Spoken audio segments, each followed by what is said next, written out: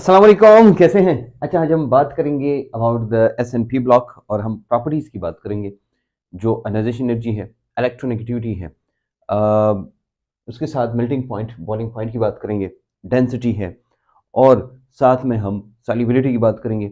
Next जो lecture होगा उसमें हम रिएक्शंस ऑफ अल्कली मेटल्स की बात करेंगे। तो अल्कली मेटल्स को हमने 3 लेक्चर्स में डिवाइड किया है, यानी पहला वाला जिसमें इंट्रोडक्शन और साथ में इलेक्ट्रॉनिक कॉन्फ़िगरेशन है। दूसरा लेक्चर जिसमें प्रॉपर्टीज़ और उसकी ट्रेंडिंग है। ये जो trending in the group 1A है, ये हम पढ़ेंगे इधर और फिर उसके बाद तीसरे लेक्चर में हम पढ़ेंगे द रिएक्शंस। इसी तरह हम अल्कलाइन अर्थ मेटल्स के लिए भी करेंगे। तो ये 3 लेक्चर छोटे-छोटे लेक्चर्स हैं जो कि आपने देखने हैं। एनीवेज़ ये हम पूरा एक लेक्चर भी बना सकते थे जो घंटे से ज़्यादा लेक्चर होता, लेकिन चूँकि इसलिए कि आपके लिए आसान हो, आप पढ़ते हैं, जो-जो टॉपिक आपने पढ़ना है वो जाके वो आप पढ़ें। तो इसके लिए हमने क्या किया है, Ali Series Books by ACA, AliKitchenAcademy.com. ABC Books, College Chemistry with strict shortcut mnemonics, MCQs and concepts. MD-CAT and MD-TET books with College Chemistry books with shortcuts, tricks and tips. Video solution is also available. Ali Series Books at AliKitchenAcademy.com. सबसे पहले आती है जनाब ionization energy. Ionization energy chemical bonding का एक हिस्सा है और केमिकल बॉन्डिंग में डिटेल में ये है।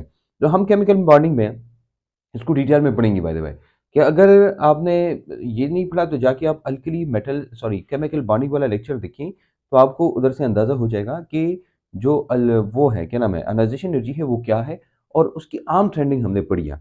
उसकी आम ट्रेंडिंग ये है ना, मैं ऐसे बताता हूँ आपको।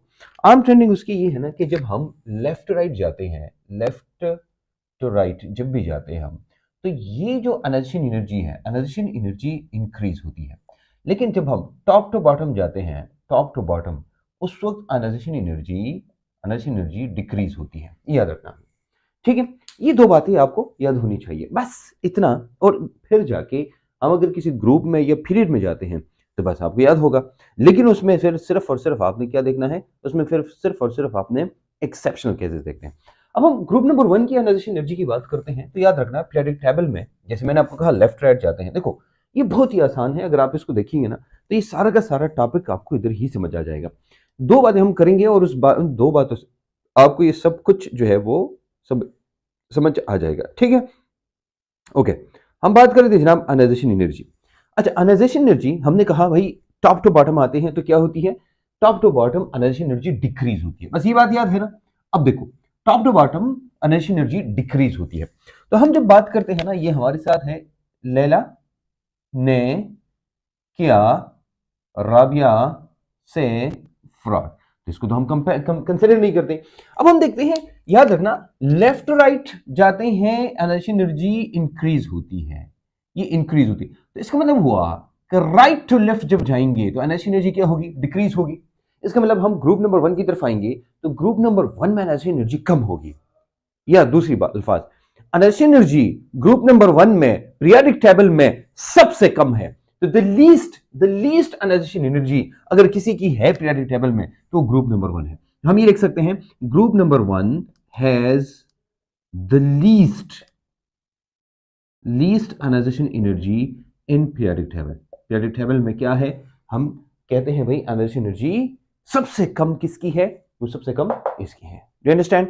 अब फिर आते हैं, अब आप कहेंगे सर इसमें किसकी है, तो हमने कहा हम जब टॉप टू बॉटम आते हैं, टॉप टू बॉटम, तो top to bottom energy energy क्या होती है, डिक्रीज होती है। याद रखना यहां पर ये डिक्रीज होती है। अब आसान हो गया। अब मैं आपको दूसरा क्वेश्चन पूछूं, बताओ पीरियोडिक टेबल में सबसे कम अनाइजेशन एनर्जी किसकी है। नाउ यू कैन से कि सबसे कम अनाइजेशन एनर्जी पीरियोडिक टेबल में किसकी है, तो आप डेफिनेटली कहेंगे सर ये तो सीजियम की है, caesium has the least ionization energy, caesium has the least ionization energy, क्योंकि टॉप टू बॉटम आते हैं। अब एनर्जी एनर्जी की कुछ प्रॉपर्टीज है जो एनर्जी एनर्जी के साथ रिलेटेड है। पहले तो आपको पता चल गया टॉप टू बॉटम आते हैं, एनर्जी एनर्जी डिक्रीज होती है, तो एनर्जी एनर्जी क्या हुई, कम हो गई। अब एनर्जी एनर्जी का एक रिलेशन होता है रिएक्टिविटी के साथ। एनर्जी एनर्जी हम ये कहते हैं, वैसे आपको पता भी होगा, नहीं है तो आगे हमने पढ़ना भी है, लेकिन एनर्जी एनर्जी का रिएक्टिविटी के साथ उल्टा ताल्लुक है, इन इनवर्स रिलेशन है। मतलब ये हुआ। अब देखिए, जिसमें एनर्जी एनर्जी जिसकी जितनी कम होगी वो उतना ज्यादा रिएक्टिव होगा। अब देखिए, इनमें सबसे कम किसकी है? हमने कहा भाई सीजियम है, इसका मतलब है सीजियम सबसे ज्यादा रिएक्टिव है। सीजियम सबसे ज्यादा रिएक्टिव है। उसके मैं बताता हूं आपको। फॉर एग्जाम्पल, रिएक्शन इसके बाद वाला लेक्चर है जो कि हम पढ़ेंगे, लेकिन फॉर एग्जाम्पल हमने कहा एल आई, एन आई के, रुबिडियम, सीजियम, फ्रांसियम जो भी है, इनकी जब आप रिएक्शंस देखते हैं, for example N A plus O H two O के साथ, ये रिएक्शन फास्ट होगा। के का उससे भी ज्यादा फास्ट होगा, और अगर सीजियम का H2O के साथ रिएक्शन होगा तो वो सबसे फास्ट होगा, सबसे ज्यादा तेज होगा। ये हम कहते हैं भाई रिएक्टिविटी ज्यादा होती है। तो डाउन द ग्रुप रिएक्टिविटी ज्यादा होती है, चाहे वो वाटर के साथ है चाहे वो ऑक्सीजन के साथ है। तो भाई आपको ये पता होना चाहिए कि हम क्या कहते हैं कि ये क्या है, इनके रिएक्शन जो है वो बहुत ज्यादा फास्ट होते हैं। अब देखो, एनर्जी एनर्जी का रिलेशन किसके साथ है? रिएक्टिविटी के साथ इनवर्स रिलेशन है। एनर्जी एनर्जी जितनी ज्यादा होगी रिएक्टिविटी उतनी कम होगी, एनर्जी एनर्जी जितनी कम होगी रिएक्टिविटी उतनी ज्यादा होगी। तो अब रिएक्टिविटी सीजन की ज्यादा है, इसका मतलब हुआ ये इतनी ज्यादा रिएक्टिव है ना। ये जो ग्रुप नंबर 1 वाले हैं, अगर आप इनको ओपन छोड़ें, ये सिल्वरी होते हैं, सिल्वर इसको कहते हैं। ये आप देख सकते हैं, ये डायमंड रिंग है एक्चुअली, ये बीच में डायमंड है, और ये जो बाकी देख रहे हैं ये सिल्वर है। ये सारा का सारा सिल्वरी होता है। तो अगर आप इसको, फॉर एग्जाम्पल, आप क्या करते हैं, आप ग्रुप नंबर 1A के एलिमेंट्स को अगर आप ओपन एयर में रखेंगे, ओपन एयर में, तो दे विल रिएक्ट विद वो क्या करेंगे, वो रिएक्शन करेंगे with what, with water and oxygen. Water और ऑक्सीजन के साथ रिएक्शन करेंगे। तो फिर क्या करते हैं, इनको जाके पैराफिन में रखते हैं, ऑर्गेनिक, जो ऑर्गेनिक सॉल्वेंट्स हैं उनमें रखते हैं। ये ऑर्गेनिक सॉल्वेंट्स के साथ रिएक्शन नहीं करते।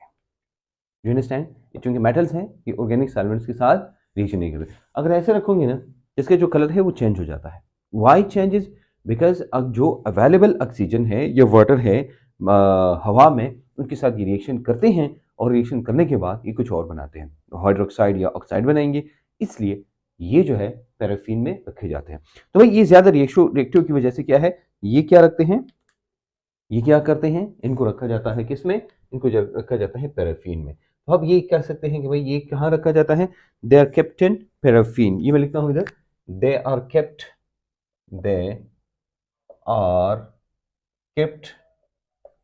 इन पैराफिन। पैराफिन या ऑर्गेनिक सॉल्वेंट भी आप लिख सकते हैं। अच्छा, जो आपको पसंद है वो ठीक है। बाज बुक्स में वो लिखा है, ऑर्गेनिक सॉल्वेंट्स लिखा है, तो बाज में ऐसे लिखा है, तो आपको ये पता होना चाहिए। इसका मतलब ये हुआ कि अगर हम पीरियोडिक टेबल में देखें और आपसे कोई पूछे, बताओ पीरियोडिक टेबल में सबसे ज्यादा रिएक्टिव एलिमेंट्स कौन से हैं, या एमसीक्यूज में पूछते हैं अक्सर कि the most reactive element in the periodic table, और आपको 3-4 ऑप्शन दिए होते हैं जिनमें से आपने एक को क्लिक करना है। फॉर एग्जाम्पल, मैं वो which of the following is most reactive in the periodic table, या which of the following is most reactive, ये मैंने लिखा which of the following is most reactive.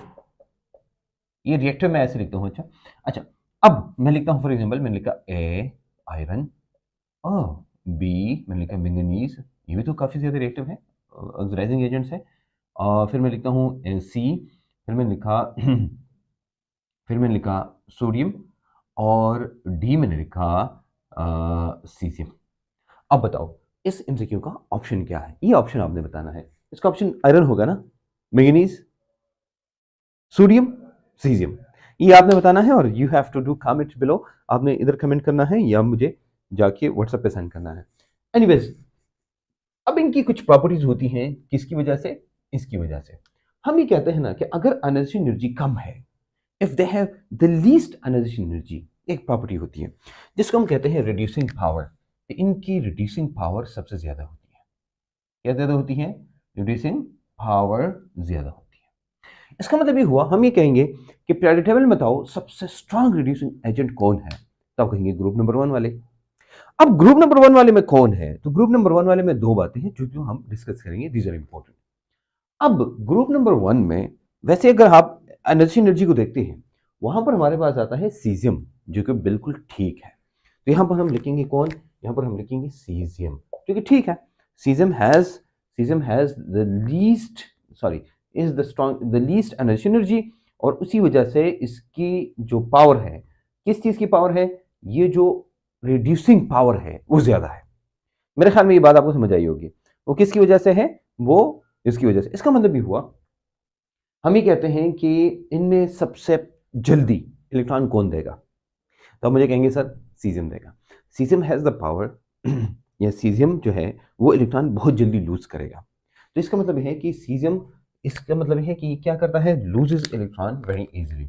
हम कहते हैं caesium loses electron very easily. ये बहुत इजीली क्या करता है? इलेक्ट्रॉन देता है। हमने ये कहा भाई ये क्या है? तो अल्कली मेटल वैसे ऑक्सीडाइजिंग एजेंट्स होते हैं। अल्कली मेटल्स क्या होते हैं? हम ये कहते हैं दे आर ऑक्सीडाइजिंग एजेंट्स। तो अल्कली मेटल वैसे नॉर्मली हम कहते हैं दीज आर सॉरी ऑक्सीडाइजिंग नहीं, मैं से ऑक्सीडेशन उनमें होती है, इनमें ऑक्सीडेशन होती है। ऑक्सीडेशन सबसे ज्यादा होती है, सबसे ज्यादा होती है। अगर फॉर एग्जाम्पल मैं कहूँ सबसे ज्यादा रिडक्शन किस में होती है, तो याद रखना वो फ्लोरीन में होती है, पीरियोडिक टेबल पे फ्लोरीन में, एफ में। लेकिन सबसे ज्यादा रिडक्शन ऑक्सीडेशन किस में होती है, तो फिर किस में होगी? याद रखना वो ग्रुप नंबर 1A में होगी। अच्छा ओके, अब दो बातें और हैं। हमने कहा भाई एनर्जी डिक्रीज होती है डाउन द ग्रुप, ये तो हमें पता चल गया कि energy down the group decrease होती है। इसका मतलब हुआ कि अगर हम, अब दो चीजें हैं, अब हम कहते हैं ना वैसे सीजम जो है ये स्ट्रॉन्गेस्ट रिड्यूसिंग एजेंट है पीरियोडिक टेबल में, लेकिन याद रखना ये गैस फॉर्म में है। किस फॉर्म में? गैस फॉर्म में। अगर आप पानी में डालते हैं तो वो लिथियम है, लिथियम।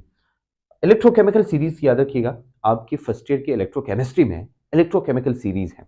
इलेक्ट्रोकेमिकल सीरीज में ये कहते हैं, सीरीज में अगर आप देखेंगे ना ऊपर Li फिर Na वगैरह और आखिरी फ्लोरीन है, ये कहता है this is the strongest reducing agent in water. ये क्या है? वाटर में अगर आप पानी में इसको छोड़ते हैं और आप इसका पोटेंशियल डिफरेंस देखते हैं, तो उसकी जो हम देखते हैं ना वो इलेक्ट्रोकेमिकल सीरीज, ये जो सारी होती है ना, ये रिडक्शन पोटेंशियल की वैल्यूज हैं। तो इसकी ऑक्सीडेशन पोटेंशियल की वैल्यू सबसे ज्यादा है पानी के अंदर। अगर आप इसको देखते हैं तो इसकी ऑक्सीडेशन पोटेंशियल की वैल्यू सबसे ज्यादा है। यानी अगर आप उस इलेक्ट्रोकेमिकल सीरीज को देखिए तो उसके टॉप पे लिथियम है, और lithium has the least reducing potential property value. तो इसकी value of reducing potential, reduction potential जो है वो सबसे कम है, वो माइनस में है। ठीक है, तो इसका मतलब ये है कि इसकी ऑक्सीडेशन पोटेंशियल की वैल्यू सबसे ज्यादा है।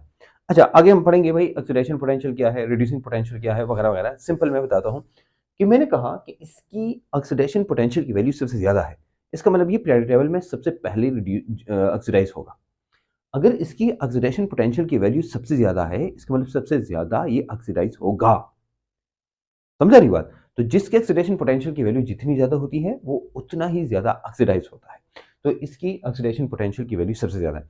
इसकी रिडक्शन पोटेंशियल की वैल्यू सबसे कम है इलेक्ट्रोकेमिकल सीरीज में। पीरियोडिक टेबल में लिथियम की रिडक्शन पोटेंशियल की वैल्यू सबसे कम है।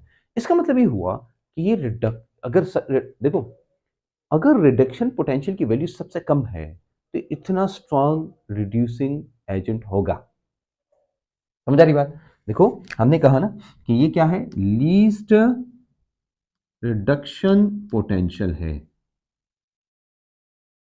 लीस्ट, ये कहा। तो इसका मतलब हुआ कि क्या है? This is strongest.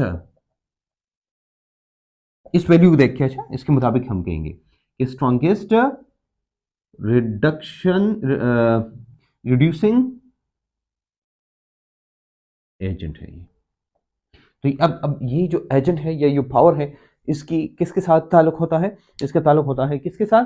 इसका ताल्लुक होता है, हमने कहा भाई इसका ताल्लुक होता है उसके साथ, अनर्जी एनर्जी के साथ।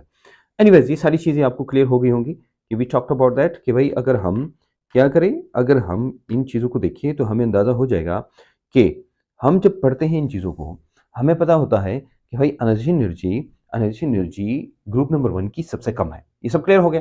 फिर ऊपर से नीचे आते हैं तो नीचे वालों की सबसे कम है। इसका मतलब है इनकी रिएक्टिविटी ज़्यादा है। इनकी रिएक्टिविटी ज़्यादा है तो इसका मतलब है कि उनका रिडक्शन, ये जो रिड्यूसिंग पावर है वो ज़्यादा होगी। लेकिन ग्रुप नंबर 1 में एक एक्सेप्शनल केस है। वो केस ये है, एक्सेप्शनल नहीं है लेकिन चूंकि वो यहाँ पर हम डिस्कस करते हैं तो इसलिए हमें पता होना चाहिए कि जो सीजम है उनकी रिड्यूसिंग पावर सबसे ज़्यादा होती है, लेकिन वो गैस में होती है। लेकिन लिथियम है उसकी रिडक्शन पोटेंशियल यानी रिड्यूसिंग पावर ज़्यादा है, लेकिन वो किस में है? लिक्विड में है। आपको पता है इलेक्ट्रोकेमिकल सेल हम इस्तेमाल करते हैं, एक सेल है और उसके अंदर हम इन चीज़ों को पढ़ते हैं। एनीवेज आई एम श्योर कि ये वाली वैल्यू आपको आसान लगेगी अब। एनीवेज हम आते हैं इलेक्ट्रोनेगेटिविटी। अब मैं आपको 2 बातें बताऊँगा जो कि बड़ी इंपॉर्टेंट है और वो ये है ना कि जब हम इलेक्ट्रोनेगेटिविटी की बात करते हैं, आपको इतना पता होना चाहिए, हम ये कहते हैं कि इलेक्ट्रोनेगेटिविटी जो है, इलेक्ट्रो EN से हम ज़ाहिर करते हैं, EN से, तो electronegativity is directly proportional to ionization energy. ये क्या है? ये आयोनाइज़ेशन एनर्जी का डायरेक्ट रिलेशन है इसके साथ। तो electronegativity and ionization energy they have a direct relation. इसका मतलब ये हुआ, हमने कहा कि देखो लेफ्ट राइट एनर्जी एनर्जी क्या होती है, ये मैं समझाता हूँ इस डायरेक्ट रिलेशन का मतलब। अगर हम कहते हैं ना लेफ्ट राइट जब हम जाते हैं और एनर्जी एनर्जी इंक्रीज होती है, इसका मतलब हुआ कि इलेक्ट्रोनेगेटिविटी भी इंक्रीज होगी, ये हो गया।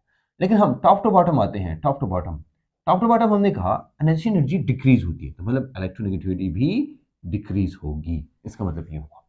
अंडरस्टैंड नाउ कि इसका मतलब क्या हुआ कि अगर हम कहते हैं डायरेक्ट रिलेशन है, तो अगर एक डाउन द ग्रुप डिक्रीज होता है तो दूसरा भी डिक्रीज होगा, टॉप टू बॉटम डिक्रीज और लेफ्ट राइट इंक्रीज, तो इसका मतलब दोनों इंक्रीज होंगे। असल में इसके साथ एक 2 प्रॉपर्टीज और भी हैं, लेकिन मैं एक प्रॉपर्टी लिखूंगा इधर कि अगर इलेक्ट्रोनेगेटिविटी हम लेफ्ट राइट जाते हैं तो इलेक्ट्रोनेगेटिविटी इंक्रीज होती है, तो एनर्जी भी इंक्रीज होती है। इसके साथ एक और प्रॉपर्टी भी है जो है इलेक्ट्रॉन एफिनिटी, ये भी इनके साथ एक डायरेक्ट रिलेशन है। एक्सेप्ट एक्सेप्शंस, ये जुमला अपने साथ लिखिएगा भाई, एक्सेप्शंस को हटा के, ऐसा ना हो कि आप वो उठाएं एक्सेप्ट एक्सेप्शन, ये हर प्रॉपर्टी की अपनी एक्सेप्शंस होती है,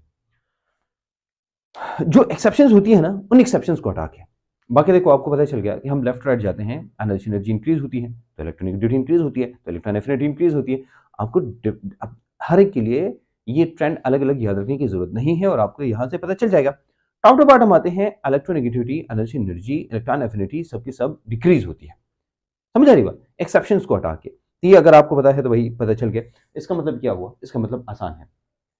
अगर हम ये देखें वैसे ही आपको मैंने पहले बताया कि इलेक्ट्रोनेगेटिविटी पीरियड टेबल में सबसे कम किसकी होगी, तो आप बता सकते हैं भाई किसकी सबसे कम होगी। अब एलआईएनए रुबिडियम सीजन फ्रेंड्स में आप सब जानते हैं भाई कि क्या है, तो हमें पता है कि सबसे कम इलेक्ट्रोनेगेटिविटी किसकी होगी, तो सबसे कम इलेक्ट्रोनेगेटिविटी किसकी होगी वही बताओ आप। ओके तो वही ओके तो मेरे गले में थोड़ा सा हुआ है। ओके हमने लिखा इधर, आप लोगों ने मुझे बताना है कि LINA के रुबिडियम सीजियम, ये हो गया। फ्रेंड्स कब नहीं लेते, देखो 2 बातें मैंने बताई।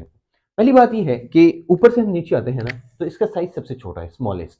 तो किसी भी पीरियड में पीरियड नंबर 2 जो है, पीरियड नंबर 2 उनकी इलेक्ट्रोनेगेटिविटी सबसे ज्यादा होती है। सबसे पहले आपको पता होना चाहिए it has the highest electronegativity in this group, highest electronegativity in this group, मतलब इन ग्रुप, दिस ग्रुप की जगह मैं लिखूंगा इन इन ग्रुप 1A। ग्रुप 1A में इसकी इलेक्ट्रोनेगेटिविटी सबसे ज्यादा होती है। भाई ये बात तो क्लियर हो गई, इलेक्ट्रोनेगेटिविटी इसकी सबसे ज्यादा है, ठीक है, क्योंकि उसका साइज सबसे छोटा होता है। They have the smallest size, तो इस छोटे साइज की वजह से क्या होता है, इस छोटे साइज की वजह से, और इसका साइज सबसे बड़ा है, बड़ा। देखो 2 टर्म्स आपको याद होनी चाहिए, एक तो भाई ये तो साइज वाइज तो बहुत आसान है, एक और टर्म है जिसको हम कहते हैं चार्ज डेंसिटी। चार्ज डेंसिटी, तो चार्ज डेंसिटी एक इंपॉर्टेंट लफ्ज है जो कि आपको पता होना चाहिए। जितना छोटा साइज होता है चार्ज डेंसिटी उतनी ज्यादा होती है। आपको मैंने कहा ना, अगर किसी भी पीरियड में जाते हैं तो ग्रुप नंबर 1 जो है, ग्रुप नंबर 1, ये जो है ग्रुप नंबर 1, इसकी इलेक्ट्रोनेगेटिविटी सबसे कम होती है, पहले तो आपको ये पता होना चाहिए, ठीक है। उसके बाद दूसरा दूसरा ये है कि हम टॉप टू बॉटम आते हैं तो जो पीरियड नंबर 2 होता है उनकी इलेक्ट्रोनेगेटिविटी सबसे ज्यादा होती है और फिर नीचे वालों की इलेक्ट्रोनेगेटिविटी कम होती है, एक्सेप्ट एक्सेप्शंस की हम बात करेंगे, ठीक है, यहां पर है। तो भाई हम कहते हैं ना they have the least electronegativity, they have, तो भाई जैसे हमने एनर्जी के लिए पढ़ा था, इधर हम कहेंगे they have the least electronegativity. जहां पर इलेक्ट्रोनेगेटिविटी कम होती है इधर एक और प्रॉपर्टी होती है जिसको हम कहते हैं इलेक्ट्रोपॉजिटिविटी। इलेक्ट्रोपॉजिटिविटी वो क्या होती है, वो ज्यादा होती है, सो दे हैव मोर इलेक्ट्रोपॉजिटिविटी। ये मेटल के लिए एक स्टैंडर्ड है कि हम कहते हैं भाई ये अच्छा मेटल और ना अच्छा मेटल। अच्छा मेटल हम उसको कहते हैं ना जो इजीली क्या करता है, इलेक्ट्रॉन देता है। फॉर एग्जाम्पल हम ये कहते हैं इलेक्ट्रोनेगेटिविटी सबसे ज्यादा किसकी है, तो मैंने कहा छोटा सा साइज इसका है। देखो सबसे ज्यादा इलेक्ट्रोनेगेटिविटी पीरियोडिक टेबल में 4 है जो कि फ्लोरीन की है, 4 फ्लोरीन और सबसे ज्यादा इलेक्ट्रोनेगेटिविटी। सबसे कम इलेक्ट्रोनेगेटिविटी सीजियम की है जो कि 0.7 है। ये मैंने आपको पहले भी एक दफा कहा है। ये लेक्चर अगर आप मेरी मुसलसल देखते हैं तो आपको ये सारी चीजें में मसला नहीं होगा। ये है। अब फॉर एग्जाम्पल देखो इसको हम कहते हैं, इसकी इलेक्ट्रोनेगेटिविटी 1 है, 1.0, 1.0। देखो ये दो नहीं है, इनकी इलेक्ट्रोनेगेटिविटी तकरीबन बराबर होती है और हम इसको कहते हैं 0.8 और ये है 0.9। ये देखिए एक एक पॉइंट का डिफरेंस है और ये जो दो है तकरीबन इनकी सेम है। तो क्यों सेम है वो मैं आपको बताऊंगा, उस साइज की वजह से, के की साइज की वजह से जो ज्यादा बड़ा हो जाता है। अब हम आते हैं टॉप टू बॉटम। देखो साइज इंक्रीज होता है ना, इसका साइज इतना है तो के का साइज इतना, इन्हें का साइज इतना, तो के का साइज नहीं है, के का साइज वो इतना होना चाहिए, इतना। लेकिन वो इससे थोड़ा सा बड़ा होता है, ये इतना नहीं होता बल्कि इससे थोड़ा सा बड़ा होता है। ये मैंने जो डॉटेड लाइन ऐसे ड्रा की तो इतना होता है। और रूबीडियम का साइज इससे थोड़ा सा बड़ा होता है। मतलब इन दोनों की साइज में इतना डिफरेंस नहीं होता, साइज तकरीबन बराबर होता है। क्योंकि यहां पर जो के है ना, के हैज एक्सेप्शनली, के हैज एक्सेप्शनली लार्ज साइज। इसका साइज जो होता है ना एक्सेप्शनली बड़ा होता है। क्योंकि यहां पर जो डी होता है ना, डी डी सबशेल, ये हम आगे एक्सप्लेन करेंगे भी by the way. D subshell जो है इज एम्प्टी। इसमें डी तो है लेकिन वो एम्प्टी है। देखो फॉर एग्जाम्पल एसपीडीएफ है तो डी है फॉर एग्जाम्पल, और डी इसमें है लेकिन डी क्या है, वो एम्प्टी है। अब कहेंगे सर इसका मतलब क्या हुआ है, इसका मतलब मैं समझाता हूं आपको, अब आप समझ जाएंगे इसका मतलब डिटेल में। देखो फॉर एग्जाम्पल आपके पास शेल नंबर 1 है। देखो ये हो गया आपका, हम ऐसे इसको पढ़ते हैं HLI NA और ये हो गया के, ये हो गया। फिर आप कहेंगे ये शेल नंबर 1 है, ये वाला, ये नहीं है, इसको शेल नंबर 1 कहते हैं। ये आपका N=1 है। ये क्या है, ये शेल नंबर 2 है, ये 3 है, ये 4 है। के शेल नंबर 4 में है। किस में है, शेल नंबर 4 में। देखो एक ट्रिक याद रखना, ट्रिक, वो ट्रिक क्या है, वो बड़ा इंपॉर्टेंट ट्रिक है। वो ट्रिक ये है ना कि फॉर एग्जाम्पल किसी के शेल =1 है तो इसमें सब शेल भी LB1 होगा, जितने शेल उतने सब शेल। अब आते हैं शेल नंबर 2, तो शेल नंबर 2 में 2 सब शेल होंगे जो कि S होगा और P होगा। ये जो दूसरा है ये वाला। अब आते हैं शेल नंबर 3 की तरफ, तो इसमें एस भी होगा, पी भी होगा, डी भी होगा, क्योंकि तीन तीन होंगे, एस पी, देखो ये तीन, मतलब ये शेल नंबर ये 3 है ना, इसमें एस पी एंड डी होगा, और के उसके बाद 4 है तो इसमें एस पी डी एफ सारे होंगे। ओके चलो गौर से देखना। अब ये शेल है, शेल नंबर 3, इसमें एस बी है जो कि फुल होता है, इसमें पी भी है जो कि फुल होता है, और इसमें डी भी है जो कि एम्प्टी है, खाली है। अब सबशेल तो है, डी सबशेल है, उसमें इलेक्ट्रॉन नहीं है। तो जब इलेक्ट्रॉन नहीं है तो उनके प्रोटॉन भी नहीं होते, तो अट्रैक्शन कम होती है। अब जगह तो है लेकिन इलेक्ट्रॉन्स और प्रोटॉन नहीं है उसकी जगह, तो जो के है उसका साइज एक्सेप्शनली बड़ा हो जाता है। अब ये बड़े की वजह से क्या होता है, हम कहते हैं इन दोनों की इलेक्ट्रोनेगेटिविटी बराबर हो जाती है। वैसे होना ये चाहिए कि रुबिडियम की इलेक्ट्रोनेगेटिविटी कम हो, लेकिन इस साइज की वजह से दो चीजें होती हैं। एक होता है डेंसिटी में मसला आता है, और एक आता है किसमें, एक आता है यहां पर, एक और जगह भी मसला होता है, लेकिन मतलब जो वैल्यूज डिफरेंट है वो क्यों है, वो इस वजह से है। तो के और रुबिडियम का साइजेस की वजह से उनकी चार्ज डेंसिटी तकरीबन सेम हो जाती है। तो क्या होता है, हम कहते हैं के and rubidium have almost same charge density. क्या हम कहते हैं, हम ये कहेंगे कि दे हैव ऑलमोस्ट सेम, कि के and rubidium, they have almost same charge density। इनकी चार्ज डेंसिटी तकरीबन सेम होती है, तकरीबन, अच्छा एग्जैक्ट नहीं, तकरीबन सेम होती है, तो इस वजह से इनकी इलेक्ट्रोनेगेटिविटी भी तकरीबन सेम होती है। Anyways the last one caesium, and caesium has the least electronegativity. इसकी इलेक्ट्रोनेगेटिविटी सबसे कम। इसका मतलब है कि जो सबसे जल्दी इलेक्ट्रॉन देगा वो सीजियम होगा। ये मैं डिटेल में बता रहा हूँ, ये चीज़ें आपको पता होनी चाहिए, ठीक है। और इससे भी ज़्यादा अगर डिटेल में आप पढ़ना है, अगर आप ये कहते हैं कि केमिस्ट्री में ऐसे सीखूं, तो फिर आपको फुल हमारा जो फुल वो है अकाउंट है वो आपको लेना पड़ेगा, क्योंकि उसमें हम फिर डिटेल में पढ़ते हैं। और दूसरी बात ये है कि आपको केमिस्ट्री में पॉकेट बुक आपके पास ज़रूर होनी चाहिए, because that is the most important आपके लिए रेफरेंस बुक है। तो अगर आप इन तमाम चीज़ों को जाके लेते हैं और वो करते हैं, तो आई एम श्योर इंशाल्लाह इंशाल्लाह कि no one will stop you to top chemistry. Chemistry में इंशाल्लाह आपको कोई मसला नहीं होगा। और फिर भी अगर आपकी कंसर्न बहुत वीक है, फिर आप हमारा फुल अकाउंट ले सकते हैं, जिसमें हम इससे भी ज़्यादा डिटेल में बात करते हैं। एनीवेज, हम बात कर रहे थे, इसका मतलब ये हुआ कि LiNA है रुबिडियम सीजियम। हमने कहा the caesium has the least electronegativity in the periodic table. K and rubidium they have almost the same because of the size, least less size difference, and because of the almost same charge density.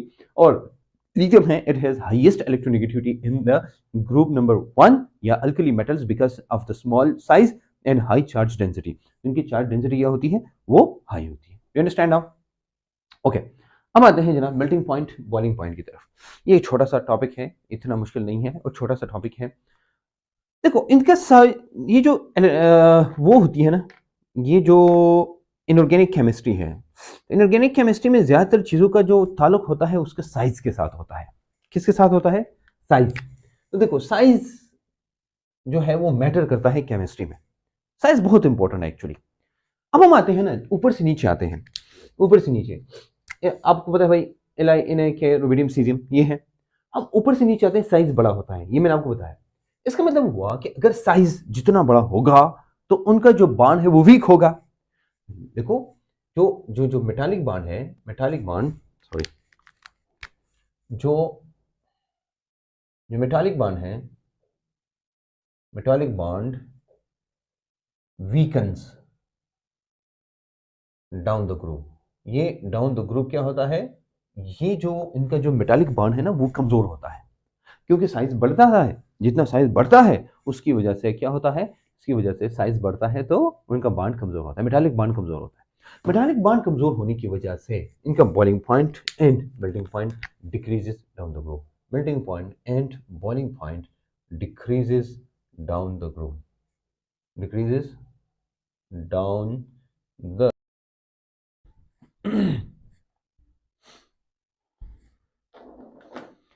तो जो melting point boiling point है वो decrease होता है down the group, वो नीचे कम होता है। अब नीचे कम होता है उसकी वजह है कि lithium is the hardest metal in the group number 1।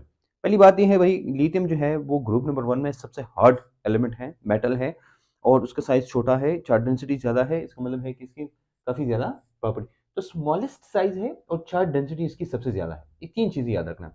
अब इसकी वजह से CCP यानी क्यूबिक क्लोज पैकिंग, इसकी पैकिंग बड़ी क्लोज होती है, इसलिए अगर आप इसका मेल्टिंग पॉइंट बॉइलिंग पॉइंट देखें तो इसका मेल्टिंग पॉइंट जो है, इसका मेल्टिंग पॉइंट 181 है और उसका बॉइलिंग पॉइंट जो है वो 1347 डिग्री सेंटीग्रेड है, जो कि बहुत हाई नंबर है। अगर आप इन दोनों नंबर्स को देखिए ना, ये बहुत हाई नंबर है फॉर द लिथियम।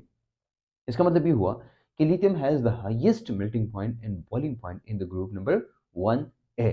अच्छा, जो जो जो एक्सेप्शनल केसेस है वो लिथियम के हैं, and we will talk about that. Lithium के, लिथियम जो है उनकी जो प्रॉपर्टीज है, वो जो चीज़ें हैं वो डिफरेंट होती हैं, इनके कंपाउंड्स हैं वो डिफरेंट होते हैं, और जो बाकी हैं वो डिफरेंट होते हैं।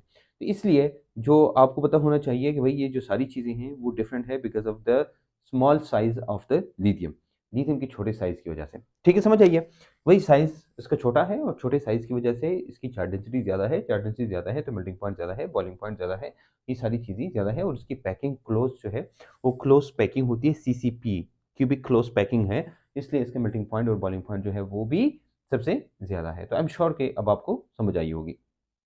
ओके, अगर आप फिर जाके सोडियम को देखिए तो सोडियम का वो बहुत डिफरेंस होता है। सोडियम का जो मेल्टिंग पॉइंट होता है वो 98 होता है, तो 98 और 181 में काफ़ी फ़र्क है अगर आप देखिए।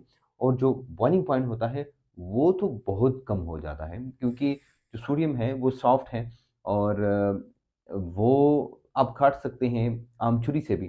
तो 881 उसका जो है वो बॉइलिंग पॉइंट होता है। तो जो अगर सोडियम हम लेते हैं तो वो 881 होता है और ये 9। तो अब देखो काफ़ी डिफरेंस होता है।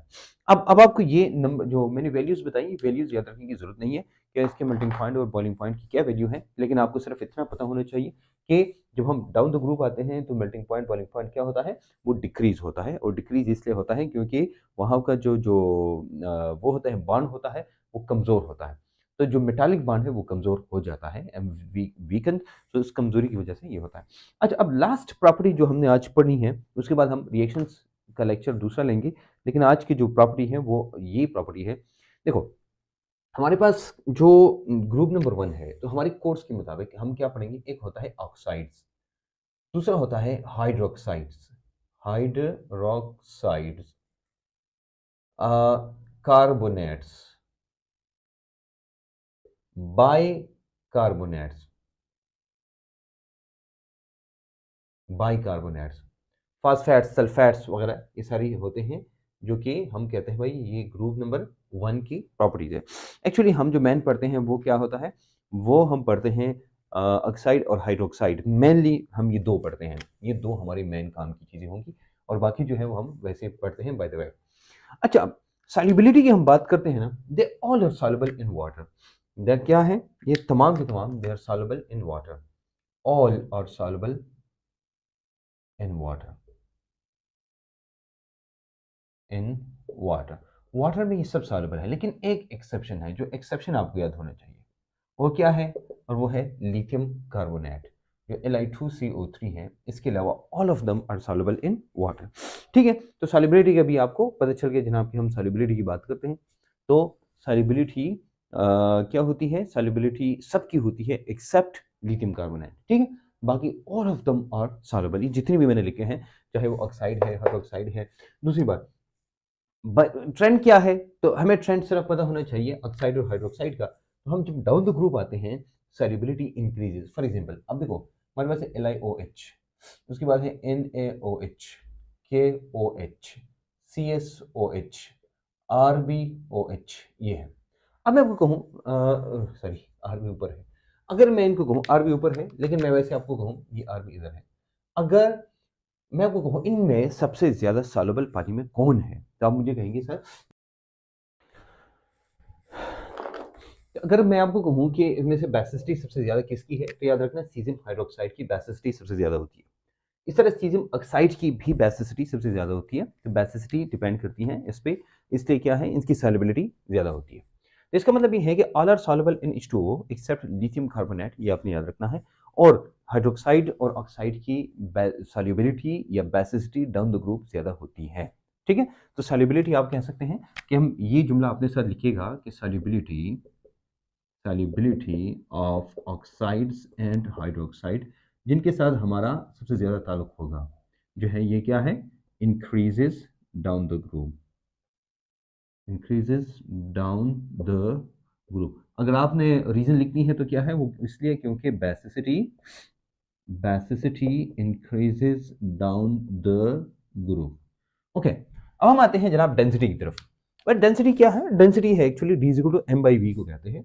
तो जो मास है उसके उसका यूनिट है ग्राम, और जो v है, वॉल्यूम है, उसका यूनिट है सेंटीमीटर क्यूब। तो इसका मतलब ये है कि ये है ग्राम पर सेंटीमीटर क्यूब। अब एक बात याद रखना, जो वाटर है ना, वाटर उसकी डेंसिटी है 1। तो वाटर की डेंसिटी 1 है। अगर अब कोई चीज है, कोई भी एलिमेंट, कंपाउंड, मेटल, जो भी है, उसकी डेंसिटी अगर 1 से कम है तो वो पानी के ऊपर तैरेगा। अगर कोई है और उसकी डेंसिटी 1 से कम है तो पानी के ऊपर तैरेगा, और अगर नहीं, उसकी डेंसिटी 1 से ज्यादा है तो वो पानी के नीचे जाएगा। समझ आ रही बात? तो ये जो अब हम तीनों लेते हैं, देखो 0.53, 0.97, 0.86, यहां पर एक मसला आ रहा है। देखो 0.9 होना तो ये चाहिए ना, हम अगर आ रहे हैं और डेंसिटी इंक्रीज होती है तो सबकी इंक्रीज होती है। रुबिडियम सीजियम की डेंसिटी 1 से ज्यादा है, ये पानी के नीचे ही जाके जाएगा। लेकिन ये जो तीन है इनकी डेंसिटी 1 से कम है, जिसका मतलब ये पानी के ऊपर तैरेंगे, बहुत क्विक रिएक्शन करते हैं, नीचे जाती नहीं है। You understand? तो डेंसिटी इनकी कम होती है। अब LiNi की हम बात करते हैं, 0.53, 0.97, 0.86, ये वैल्यूज याद रखने की जरूरत नहीं है, ये बस वैसे आपको बताना उत्सुक है। अब ये क्यों ऐसा है, तो देखो ये वैल्यू इसकी K की कम क्यों है, तो उसकी वजह ये है, आपको याद होगा हम जब एनर्जी इलेक्ट्रोनेगेटिविटी की बात कर रहे थे, उस वक्त मैंने आपको इन दोनों की इलेक्ट्रोनेगेटिविटी सेम है उसकी रीजन बताई थी कि हम नीचे आते हैं साइज इंक्रीज होता है, जो K है ना, K उसका साइज एक्सेप्शनली लार्ज होता है, हाई, ज्यादा होता है। इसी वजह से जब एक्सेप्शनली हाई साइज होता है तो इसी वजह से इसकी जो डेंसिटी है ना, इसकी जो डेंसिटी है ना वो कम हो जाती है, क्योंकि डेंसिटी का ताल्लुक मास और वॉल्यूम से दोनों के साथ है। ऊपर से नीचे आते हैं तो साइज तो बड़ा होता है, लेकिन उसके साथ मास भी ज्यादा होता है। अब हमें देखना यह है कि मास ज्यादा होता है कि वॉल्यूम ज्यादा होता है। मतलब देखो, मैं आपको कहूं ना, डाउन द ग्रुप आता हूं तो मास फॉर एग्जांपल ये 1 से गया 2 में, ज्यादा हो गया। अब वॉल्यूम कितना ज्यादा होता है, 1 से गया 1.5 में। अब मुझे बताए कौन ज्यादा हो गया, तो आप कहेंगे ये ज्यादा है। तो जो ज्यादा होगा उसके मुताबिक डेंसिटी ज्यादा होगी। मास अगर ज्यादा है तो डेंसिटी ज्यादा होगी। तो मास और वॉल्यूम दोनों नीचे जब जाते हैं तो बढ़ता है, लेकिन मास ज्यादा बढ़ता है। मेरा मतलब मास और वॉल्यूम दोनों इंक्रीज होते हैं, लेकिन मास ज्यादा इंक्रीज होता है वॉल्यूम से। इसलिए जब मास इंक्रीज होगा तो डेंसिटी इंक्रीज होगी। लेकिन क्या का मसला ये है कि इसका साइज एक्सेप्शनली हाई होता है, और उसमें जो डी सेक्शन होता है वो खाली होता है, जिसकी वजह से हाई वॉल्यूम की वजह से इनकी जो डेंसिटी वो कम हो जाती है। तो it has less density as compare to this one. I am sure कि ये बात आपको समझ में आई होगी। तो अगर हम इन सबको देखेंगे तो आपको अंदाजा हो जाएगा कि इसका जो डी है वो बाकी मैंने डिटेल में बताया आपको कि जो डी ब्लॉक डी है सबसे इधर केम है, लेकिन वो डी खाली है, तो इसलिए उसके इलेक्ट्रॉन और प्रोटॉन नहीं होते, तो वो अट्रैक्शन नहीं होती, खाली घर होते हैं, ऑर्बिटल्स होते हैं, तो इसी वजह से साइज बड़ा होता है। ये सब क्लियर हो गया आई एम श्योर। फिर उसके बाद आते हैं आखिरी जो छोटा सा टॉपिक है, उसको हम कहते हैं कि भाई वो इसकी अकरेंस कहाँ पर है, कि कहाँ होते हैं। भाई पहले तो मैंने आपको कहा कि यार पैराफिन में, ऑयल में या केरोसिन में इनको डालते हैं। केरोसिन या पैराफिन ये जो ऑर्गेनिक सॉल्वेंट्स हैं उनमें, ये उनमें डालते हैं। उसकी उसकी वजह ये होती है कि जब उनमें डालो तो ये रिएक्शन नहीं करते उनके साथ, पानी के साथ ये बहुत क्विक रिएक्शन करते हैं। और ये जो तीन है आखिरी ना, ये तो बहुत बहुत तेज रिएक्शन करते हैं। इसलिए इनको मैंने आपको इधर लिखा भी था कहीं, ये पैराफिन में या केरोसिन में, ऑयल्स में डालते हैं। तो ये किस में डालते हैं, केरोसिन में या पैराफिन में वगैरह में डालते हैं। ये सारे मैंने आपको एक्सप्लेन किया। अब हम लास्ट जो टॉपिक है उसका उसको हम जो पढ़ते हैं उसको हम कहते हैं अखरंस। ये कहाँ पर पाए जाते हैं, ये कैसे और कहाँ पाए जाते हैं। हम अक्रंस की बात बल्कि इधर ही मैं कर लूंगा, ठीक है। अक्रंस सॉल्युबिलिटी हमने पढ़ी है कि भाई सॉल्युबिलिटी सबकी होती है लिथियम कार्बोनेट के अलावा, और डाउन द ग्रुप ऑक्साइड और हाइड्रोक्साइड की सॉल्युबिलिटी इंक्रीज होती है। ओके, तो हम आते हैं जनाब किसकी तरफ, अक्रंस की तरफ। अक्रंस मतलब ये कैसे पाए जाते हैं, मतलब ये मेटल जो है, मेटल जो होते हैं वो अलग अलग होते हैं या किसी के साथ होते हैं। देखो, एक तो हमने कहा ये बहुत रिएक्टिव है, क्योंकि इनके एनर्जी सबसे कम होती है। ये सारी बातें हमने की हैं, ये सारा जो नॉलेज जो हमने इधर लिखा है उन सबको इस्तेमाल करेंगे। तो भाई ये सबसे ज्यादा रिएक्टिव है, तो ये किसी के साथ रहेंगे। ये क्या है, they do not exist freely. ये क्या है, ये फ्री एग्जिस्ट नहीं करते। सबसे पहला पॉइंट आपको, they do not exist freely. ये फ्रीली एग्जिस्ट करती ही नहीं है। फ्रीली का मतलब ये है कि भाई सिर्फ आयरन अलग हो, सॉरी माय मिस्टेक, एक सोडियम अलग हो, ये अलग हो। ये क्या है, they do not exist freely, यानी नेचर में ये फ्री एग्जिस्ट ही नहीं करते हैं, ये फ्री एग्जिस्ट ही नहीं करते हैं। देखो, ये हमारा अर्थ क्रस्ट होता है ना, अर्थ क्रस्ट, तो अर्थ क्रस्ट में ये सोडियम और पोटेशियम बहुत ज़्यादा है। आपको पता है भाई, सोडियम हम उधर से लेते हैं नमक, जाके उसको NaOH में NaCl में कन्वर्ट करते हैं, और जाके फिर हम उसको इस्तेमाल करते हैं। NaCl वैसे भी मिलता है, NaCl के फॉर्म में भी मिलता है। तो ये 2.4% सोडियम और तकरीबन 2.4% के जो है ये हमारे पास मिलता है। तो दूसरा जो है वो क्या होता है, ये अर्थ क्रस्ट में होते हैं, अर्थ क्रस्ट में होते हैं। और जो सोडियम है एंड के है, ये तकरीबन 2.4% होते हैं ये दोनों। तो 2.4% ये एग्जिस्ट करते हैं। अच्छा, इसके फिर कुछ कंपाउंड्स हैं। तो ये जो कुछ कंपाउंड्स हैं वो मैं बताऊंगा आपको, सबकी याद रखने की जरूरत नहीं है, जो जो मैं बताऊंगा बस वही आपने याद रखने हैं। देखो फॉर एग्जांपल, सबसे पहले हम कहते हैं NaCl। आप जानते हैं सोडियम 2.4% है, वो कैसे पाया जाता है, तो इसके बारे में बताता हूँ आपको कि वो कैसे पाया जाता है। देखो, एक हम लेते हैं सोडियम NaCl, जो कि घरों में इस्तेमाल करते हैं, नमक जो है NaCl, और दूसरा होता है KCl। ये दो हम लेते हैं मेनली। देखो, NaCl को हम कहते हैं रॉक साल्ट। क्या कहते हैं, रॉक साल्ट कहते हैं, रॉक साल्ट, इसको कहते हैं रॉक साल्ट। रॉक से लेते हैं ना, साल्ट है तो रॉक, ये सारे साल्ट हैं एक्चुअली, लेकिन ये रॉक साल्ट है, इसको रॉक साल्ट कहते हैं। इसके एक और नाम भी कहते हैं, जिसका नाम है halide. HALIGE, highlight, highlight, highlight इसको कहते हैं। अच्छा, अब ये जो के वाला है ना, इसको कहते हैं सेल वाइट। देखो, अब दोनों का नाम इतना डिफरेंस नहीं है, halite and sylvite, ITE दोनों के एंड में है, ITE दोनों के एंड में है, लेकिन ये सेल वाइट है, ये हैलाइट है ये। अच्छा, अब सोडियम का एक और है जिसको सोडियम नाइट्रेट कहते हैं, NaNO3, NaNO3 सोडियम नाइट्रेट है।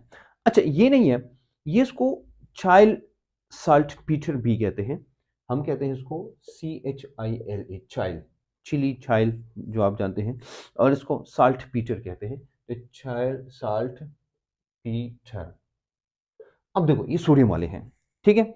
बाकी जो है सोडियम कार्बोनेट आपने नाम सुना होगा, लेकिन सोडियम कार्बोनेट के साथ जब sodium carbonate Na2CO3 sodium carbonate, और इसके साथ जब H2O आता है वाटर के साथ, तो इसको हम हाइड्रेटेड फॉर्म कहते हैं। क्या कहते हैं? Hydrated form. अब ये जो हाइड्रेटेड फॉर्म है ना, इसको हम नेट्रॉन कहते हैं, NaTRON। ज्यादा याद रखने की जरूरत नहीं है, जितना मैं कहूं बस उतना याद रखना है। अच्छा, एक और हमारे पास होता है बोरैक्स होता है, लेकिन उसमें चूंकि बोरान ज्यादा होता है, Na2B4O7 है, लेकिन बोरैक्स अगर आपको याद है याद नहीं है तो इससे फर्क नहीं पड़ता, लेकिन ये जो है वो आपको सिर्फ याद होनी चाहिए। NaCl को हम रॉक साल्ट कहते हैं, KCl को सल्फाइड कहते हैं, NaNO3 को साल्ट पीटर कहते हैं, और Na2CO3 को नेट्रॉन कहते हैं, H2O साथ में है। तो भाई ये सारा मैंने आपको बताया। अच्छा, अब आते हैं एक और चीज की तरफ जो मैंने एक्सप्लेन भी की है, लेकिन मैं आपको उनका बताऊं।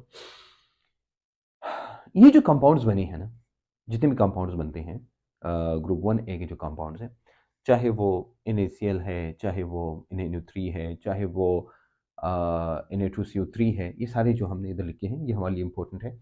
तो मैं इसको कहता हूँ कि अगर इनको हम पानी में डालेंगे तो इनकी सॉल्युबिलिटी ज़्यादा होगी, कम होगी।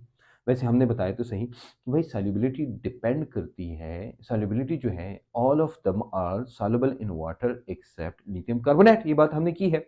लेकिन ये क्यों होता है तो उसके बारे में हम बात करेंगे। अकरंस ये स्क्रीनशॉट ले या अपने साथ लिखिएगा, ठीक है। ओके, अब आते हैं जनाब उस सॉल्युबिलिटी वाली बात जो है वो थोड़ा सा मैंने एक्सप्लेन करनी है, क्योंकि आगे जाके ये हम वैसे फर्स्ट ईयर में भी है और यहाँ भी है सॉल्युबिलिटी। सॉल्युबिलिटी देखो, सॉल्युबिलिटी की हम बात करते हैं ना, तो सॉल्युबिलिटी डिपेंड करती है दो चीज़ों पे। एक को हम कहते हैं हाइड्रेशन एनर्जी और दूसरे को कहते हैं लैटिस एनर्जी। दोनों मैं समझाता हूँ। अच्छा देखो, हाइड्रेशन एनर्जी इसको कहते हैं ना, आपने NaCl को पानी में डाला, NaCl को पानी में डालेंगे, दो में स्प्लिट हो जाता है, Na में और Cl में, इसको प्लस और ये माइनस होता है। अब जब ये स्प्लिट होता है, इसके इर्द गिर्द पानी आता है, वाटर के मॉलिक्यूल O वाले, O माइनस H और H है इस तरह, और इसके इर्द गिर्द भी H2O के मॉलिक्यूल आते हैं, और इसको हम कहते हैं हाइड्रेशन। इस प्रोसेस को हम क्या कहते हैं? हाइड्रेशन कहते हैं, वी कॉल इट हाइड्रेशन। अब जब हाइड्रेशन कहते हैं तो इनके बीच में एक रिलेशन पैदा होता है, याद रखना, जब भी एक बॉन्ड बनता है, बॉन्ड फॉर एग्जाम्पल ये देखें ना, आपका Na और Cl ऐसे है, गौर से देखना मेरी बात, और मैं कोई कहूँ कि यार इधर इन्हें H2O आता है ऐसे, और इधर भी H2O आता है ऐसे, इसके इर्द गिर्द H2O, आपको तो एक Na के इर्द गिर्द 6 H2O और Cl के इर्द गिर्द भी 6 H2O होते हैं। अब क्वेश्चन ये है कि ये जो H2O होते हैं ये काम कैसे करते हैं, तो ये मैं आपको एक्सप्लेन कर रहा हूँ। देखो, हम ये कहते हैं ना कि ये जो अब आते हैं तो यहाँ पर एक इंटरेक्शन क्रिएट होता है, उस इंटरेक्शन की वजह से यहाँ पर ये NaCl और H2O का जो इंटरेक्शन है, हीट रिलीज होती है। जो हीट रिलीज होती है, इस हीट को जो वाटर की वजह से, इसको हम कहते हैं हाइड्रेशन एनर्जी। क्या कहते हैं इसको? Hydration energy. अब ये जो हीट है ना, ये जाके इस बॉन्ड को तोड़ लेगी, Na और Cl के बीच में। अब Na और Cl देखो, ये प्लस है माइनस है, तो याद रखना जब आयन होता है ना, आयंस आयंस और वो बॉन्ड बनाए और ऐसे कंपाउंड बनाए, इनकी तोड़ने की एनर्जी को हम कहते हैं लैटिस एनर्जी। क्या कहते हैं? Lattice energy. यानी आयनिक कंपाउंड को तोड़ने के लिए जो एनर्जी चाहिए, we call it lattice energy. अब ये क्या करती है, ये एनर्जी जाके यहां पर इस बॉन्ड को तोड़ेगी। तो अब डिपेंड करता है किस चीज पे डिपेंड करता है? अब हाइड्रेशन एनर्जी अगर ज्यादा है, हाइड्रेशन एनर्जी ज्यादा है किससे? ज्यादा है अगर लैटिस एनर्जी से, मतलब ये कि जो इनका बांड है, इसके बांड के तोड़ने के लिए जितनी एनर्जी चाहिए, उससे ज़्यादा वो हाइड्रेशन एनर्जी है जो कि इंटरैक्शन से इधर रिलीज़ होती है। तो ये जाके टूट जाएगा और टूटने के बाद ये इसको हम कहते हैं ये सॉल्युबल है पानी के अंदर। हो सकता है कि भाई लैटिस एनर्जी जो है, लैटिस एनर्जी मतलब ये कि एनर्जी, ये इसके इर्द-गिर्द ये स्टोव आया और इसने एनर्जी रिलीज़ की, लेकिन इनिशियल बहुत स्ट्रॉन्ग है, ये एक-दूसरे से स्प्लिट नहीं होता। इसलिए हम कहते हैं लैटिस एनर्जी ज़्यादा है हाइड्रेशन एनर्जी से, हाइड्रेशन एनर्जी कम है। तो हम कहते हैं इसको, हम कहते हैं ये इनसॉल्युबल है। ये क्या है? इनसॉल्युबल है। और हो सकता है कि लैटिस एनर्जी और हाइड्रेशन एनर्जी बराबर हो। बराबर का मतलब ये है कि जितनी एनर्जी इधर से निकलती है उतनी एनर्जी इधर इसको चाहिए। तो फिर थोड़ी-सी हीट देने की वजह से या शैकिंग या कुछ भी करें तो जाके वो सॉल्युबल हो जाता है। इसका मतलब है ये सॉल्युबिलिटी डिपेंड करती है किस पर? इट डिपेंड करती है हाइड्रेशन एनर्जी पर और लैटिस एनर्जी पर। यू अंडरस्टैंड नाउ कि ये डिपेंड करती है किस पर? हाइड्रेशन एनर्जी पर और लैटिस एनर्जी पर। अच्छा, इसका मतलब ये हुआ कि यहाँ की हाइड्रेशन एनर्जी क्या होती है? यहाँ की हाइड्रेशन एनर्जी ज़्यादा होती है। यहाँ की हाइड्रेशन एनर्जी क्या होती है? हाइड्रेशन एनर्जी ज़्यादा होती है। हाइड्रेशन एनर्जी ज़्यादा होती है इन सब की, जो कि ऑक्साइड है, हाइड्रोक्साइड है, नाइट्रेट है, सल्फेट है, फास्फेट है, जितने भी हैं, कार्बोनेट्स हैं, बाइकार्बोनेट्स हैं, ठीक है? ये जितनी भी हैं, तो इनकी हाइड्रेशन एनर्जी ज़्यादा होती है लैटिस एनर्जी से, इसलिए ये पानी के अंदर सॉल्युबल है। लेकिन अगर लैटिस एनर्जी होते हैं ना कुछ चीज़ें, जिनकी लैटिस एनर्जी मार्बल-शार्बल जो है, ये भी तो आयनिक कंपाउंड है। तो इनकी जो लैटिस एनर्जी है, वो क्या होती है? वो ज़्यादा होती है, इसलिए वो पानी के अंदर सॉल्युबल नहीं होते। एक और टर्म जिसको हम कहते हैं चार्ज डेंसिटी, वैसे चार्ज डेंसिटी इसकी कम होती है क्योंकि जो ग्रुप नंबर 1 है इनका साइज किसी भी पीरियड में सबसे बड़ा होता है। तो इसलिए उसकी वजह से क्या है, ये charge density is less, therefore therefore क्या होता है, इनकी लैटिस एनर्जी इतनी स्ट्रॉन्ग नहीं होती। ठीक है ना? आगे कुछ चीज़ें हैं जो कि हम एक्सप्लेन करेंगे नेक्स्ट चीज़ों में, क्योंकि साइज़ का सेम होना या साइज़ में डिफरेंस जो है उसकी वजह से लैटिस एनर्जी का फ़र्क पड़ता है। क्या अगर एक का साइज़ बहुत बड़ा है, एक का साइज़ बहुत छोटा है, वो बॉन्ड बनाएँगी तो वो बॉन्ड कमज़ोर होगा, वो टूटेगा जल्दी, तो उसकी हाइड्रेशन एनर्जी ज़्यादा होगी, लैटिस एनर्जी कम होगी। तो लैटिस एनर्जी वैसे भी कम हो जाती है, तो लैटिस एनर्जी कम होने की वजह से वो कम हो जाती है। Anyways, this was all about today's lecture of the properties. We talked about the energy, electronegativity. Then we talked about the solubility, density, occurrence, and all these things in this lecture, in this small lecture. I'm sure you will have enjoyed this lecture. मिलेंगे इंशाल्लाह एक नई video के साथ। इजाज़त दीजिए। अल्लाह।